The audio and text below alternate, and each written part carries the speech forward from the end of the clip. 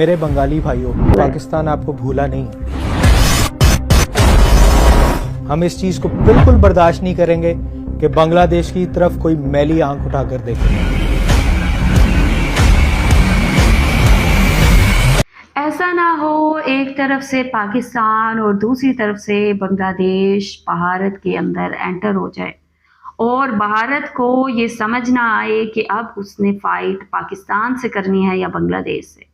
यहाँ पे इंडिया को बांग्लादेश पे वार करने से पहले ये समझना होगा कि बांग्लादेश अकेला नहीं है, पाकिस्तान बांग्लादेश के शाना बशाना खड़ा है और खड़ा रहेगा। पाकिस्तान मीडिया और पाकिस्तान पॉलिटिशियंस अपनी जो स्पीचेस हैं उनमें बाकायदा ये स्टेटमेंट्स दे रहे हैं, ये मैसेज दे रहे हैं इंडिया को बांग्लादेश के हक में।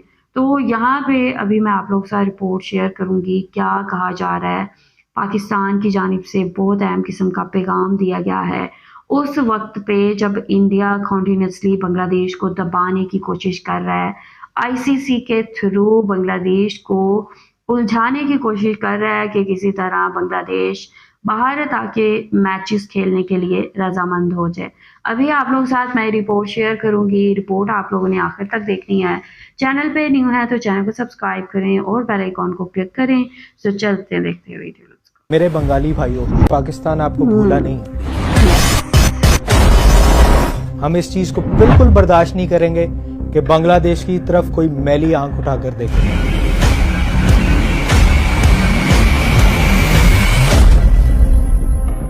आपने इस चीज को याद रखना है कि पाकिस्तान जो है वो बड़े भाई की हैसियत से आपके साथ खड़ा है। कोई आपका पानी नहीं बंद कर पाएगा, कोई आपकी तरफ मैली आंख उठाकर नहीं देख सकता। ये मशरकी और मगरबी पाकिस्तान के मुसलमान ही थे जिन्होंने इन ब्राह्मण साम्राज्य का सीना चीड़ के बीच में से पाकिस्तान निकाला।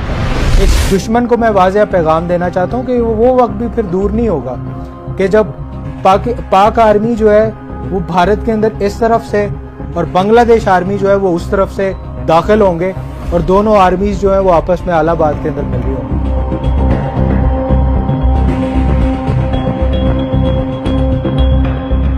बांग्लादेश से मेरे भाइयों बहनों और बुजुर्गों, अस्सलाम वालेकुम। जो वक्त हमने अपने बंगाली बहन भाइयों की जुदाई के अंदर गुजारा है वो हमारे लिए बहुत ज़्यादा तकलीफदेह था और इसी हवाले से मैं आपसे चंद बातें करना चाहूँगा कि 2020 में हमने जिस तरह पाकिस्तान और बांग्लादेश फ्रेंडशिप कैंपेन स्टार्ट की, उसके महरक़ात क्या थे और उसकी वजूहात क्या थी।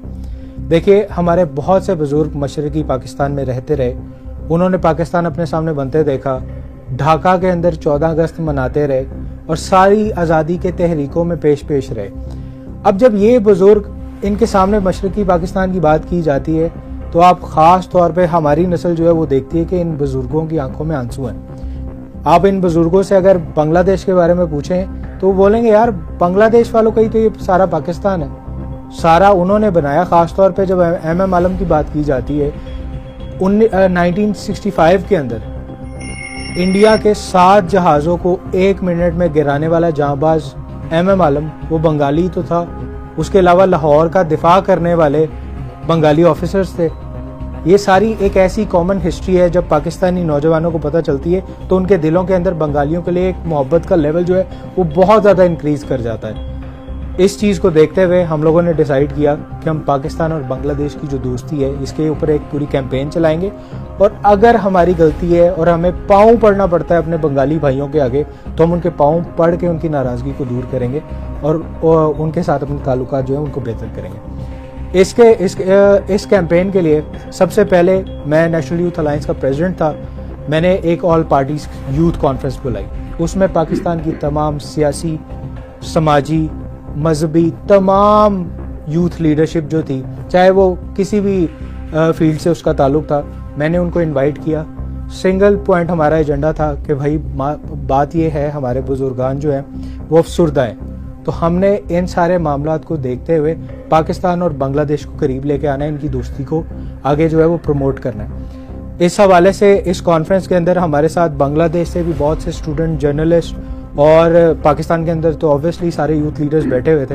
हमने ये कॉन्फ्रेंस कंडक्ट की, इसमें करारदाद पेश की और उस करारदाद के अंदर हम लोगों ने ख़ास तौर पे ये मंजूरी, पूरे हाउस ने इस चीज़ की मंजूरी दी कि हमने पाकिस्तान और बांग्लादेश कैंपेन पे काम करना है। तो उस इवेंट पे हमें मीडिया कवरेज भी बहुत ज़्यादा मिली और काफ़ी ज़्यादा हम लोगों को उस इवेंट की वजह से हाइप मिली। लेकिन सबसे मज़ेदार बात जो है वो इस इवेंट के बाद जो हुई वो ये थी कि उस इवेंट के ख़त्म होने के बाद, अपलोड होने के बाद, मीडिया कवरेज के बाद 2 से 3 दिन बाद मुझे मेरे ईमेल पे, पार्टी के ईमेल पे, व्हाट्सएप पे 20 से 30 हज़ार बंगालियों की तरफ से मैसेजेस आए जो इस कॉज को सपोर्ट कर रहे थे। मैंने अपनी तरफ से एक कदम बढ़ाया और बंगालियों की तरफ से मेरी तरफ 20,000 कदम बढ़े। मेरी खुशी की कोई इंतहा नहीं थी।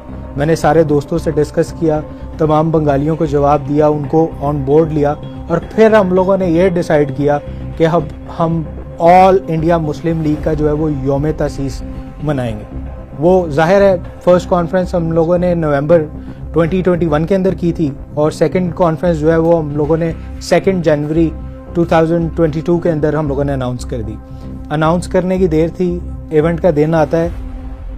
आप अंदाज़ा नहीं कर सकते इस चीज़ का कि उस इवेंट के दिन पे लेफ़्ट राइट जितने उस हॉल के करीब कॉलेजेस यूनिवर्सिटीज़ थी, वहाँ से इतनी बड़ी तादाद तलबा की निकल के उस सेमिनार हॉल में आई। उन सब ने पाकिस्तान के, बांग्लादेश के झंडे पकड़े हुए थे और इन दी एंड इवेंट स्टार्ट होने से पहले एक वक्त ऐसा आया कि मुझे दरवाजे बंद कराने पड़े क्योंकि वो क्राउड जो था वो उस हॉल की कैपेसिटी से बहुत ज़्यादा था। उस इवेंट के अंदर गवर्नर पंजाब ने शिरकत की।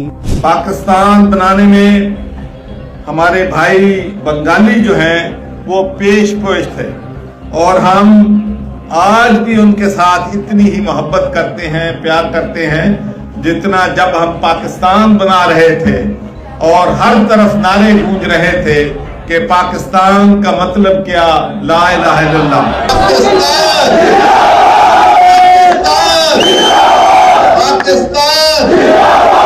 आप अगर मैं आपको मंजर कशी करूं उस इवेंट की, तो मंजर ये था कि उस हॉल के अंदर पाकिस्तान और बांग्लादेश के नारे लग रहे हैं, करारदादें पेश की जा रही हैं पाकिस्तान और बांग्लादेश की दोस्ती के माबैन और एक ज़बरदस्त सा एनवायरनमेंट था। बहरहाल हमने ये इवेंट किया, ये इवेंट ख़त्म हुआ। इस इवेंट के थोड़े दिन बाद जब इसकी कवरेज सोशल मीडिया पे और इलेक्ट्रॉनिक मीडिया, प्रिंट मीडिया सब जगहों पे चली, भारत और न्यू दिल्ली के दरो दीवार हिल गए। इंडियन मीडिया ने जितनी गलत हाइप क्रिएट कर सकता था उन्होंने क्रिएट की। उनके ख्याल में इस तरह था कि जैसे पाकिस्तान और बांग्लादेश जो है वो फौरी तौर पे किसी मिलिट्री अलायंस की तरफ जा रहा है। इतने बड़े बड़े इश्तिहार मेरे लगा के उन्होंने कहा कि जी ये रज़ाकार है। अब जो रज़ाकार का वर्ड है वो आपने ख़ास तौर पे याद रखना है क्योंकि ये वही वर्ड है जब पुरअमन स्टूडेंट्स बांग्लादेश में एहतजाज कर रहे थे तो शेख हसीना ने इन्हें रज़ाकार कह के इन पे जुल्म कराया। ये चीज़ आपने ख़ास तौर पे याद रखनी है। बहुत ज़्यादा हाइप क्रिएट की गई। इस इवेंट के फौरी बाद मेरे साथ बहुत बड़ी तादाद के अंदर बांग्लादेश के अंदर स्टूडेंट्स और पॉलिटिकल एक्टिविस्ट जो हैं वो मेरे साथ राब्ते में आ गए और हम लोगों ने मिलकर फिर कोई म्यूचुअल अंडरस्टैंडिंग की और हम लोगों ने गवर्नमेंट से भी बात की और सियासी तौर पे हम इस चीज़ पे सबको मुत्तफिक कराने में कामयाब हुए कि पाकिस्तान और बांग्लादेश की जो दोस्ती है वो बिल्कुल हो सकती है। और अल्लाह के फजलो करम से सारी बांग्लादेश की कौम ने देखा इस चीज़ को कि आज पाकिस्तान और बांग्लादेश के रवाबित कहाँ तक बढ़ चुके हैं और ताल्लुकात किस नौयत पे जाके इस टाइम पे खड़े हो गए, जो हमें सूरत-ए-हाल नज़र आई। आपने रिसेंट इवेंट्स के अंदर बांग्लादेश के अंदर देखा। अब इसमें सबसे इम्पॉर्टेंट चीज़ जो है ना मेरे बंगाली भाइयों, वो आपने ये याद रखनी है कि पाकिस्तान आपको भूला नहीं। हम इस चीज़ को बिल्कुल बर्दाश्त नहीं करेंगे कि बांग्लादेश की तरफ कोई मैली आंख उठाकर देखे या पाकिस्तान या बांग्लादेश का कोई पानी बंद करने का सोचे।